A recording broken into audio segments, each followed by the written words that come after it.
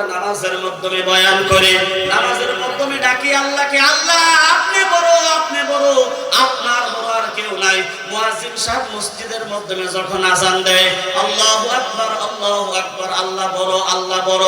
মুয়াজ্জিনকে জিজ্ঞাসা করে, মুয়াজ্জিন আল্লাহ যে বড়, আল্লাহ যে বড়, আল্লাহ বড়, এটা তোমাকে কে বলেছে বলো?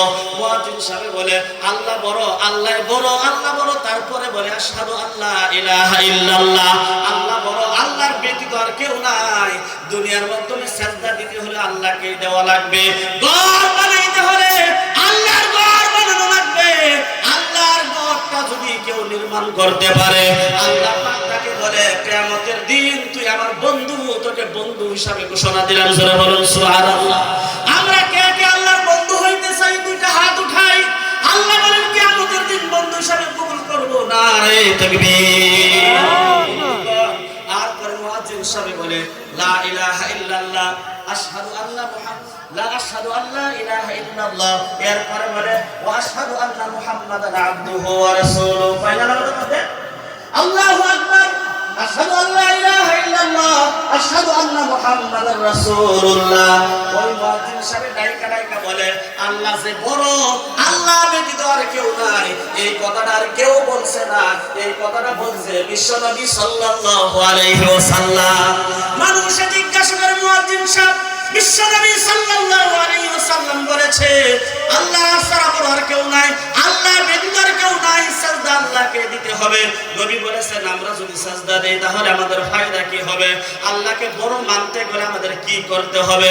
আবার মুয়াজ্জিন সাহেব 2 নম্বরে বলে, 3 নম্বরের মধ্যে আবার বলে, হাইয়া আলাস সালাহ, হাইয়া আলাস সালাহ, নামাজের দিকে, নামাজের দিকে, নামাজের দিকে। আল্লাহকে বড় মানি, কিন্তু নামাজ যদি না করি, আল্লাহ বলে এই বড় মানা গ্রহণযোগ্য হবে না। মুয়াজ্জিন সাহেব নামাজ যদি পড়ি, সাজদা যদি আল্লাহকে দেই, তাহলে আমাদের ফায়দা কি হবে? ফায়দা কি হবে? মুয়াজ্জিন সাহেব আবার বলে, হাইয়া আলাল ফালাহ, হাইয়া আলাল ফালাহ। নামাজ পড়লে বান্দা কামিয়াব হয়ে যাইবে, নামাজ পড়লে বান্দা লাভবান হয়ে যাইব। যে ব্যক্তি নামাজ পড়লো, কিয়ামতের দিন আল্লাহ পাক তার হাতের মাধ্যমে জান্নাতের চাবি দিবে। জোরে বলুন সুবহানাল্লাহ। আসসালাতু মিফতাহুল জান্নাহ, নামাজটা হলো জান্নাতের চাবি।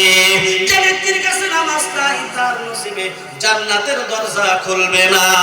ওই নামাজের মাধ্যমে সুবহান রাব্বিয়াল আযীম, আল্লাহর নবী সাল্লাল্লাহু আলাইহি ওয়াসাল্লাম বলেন, কারো যদি মা বাবা দুনিয়ার জমিন থেকে বিদায় হয়ে গেছে, কোন হালাতের মাধ্যমে আছে, কবরের মাধ্যমে কি হালাতে আছে কেউ জানে না, কবরের মাধ্যমে কি হালাতের মধ্যে আছে।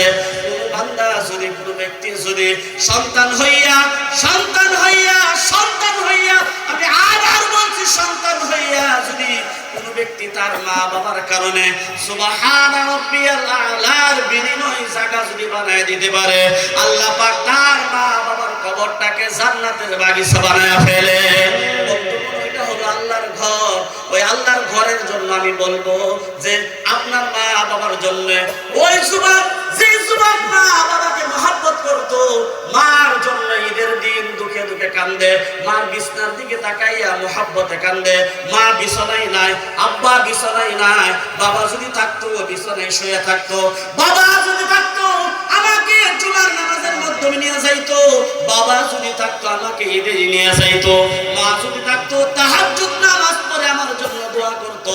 এবার একজন পাগল যুবক দাঁড়ায় বলো, হুজুর একটা সুবহান রাব্বিয়াল আযীমের বিনিময় ওই মসজিদের জন্য আমি 10,000 টাকা দিতে চাই।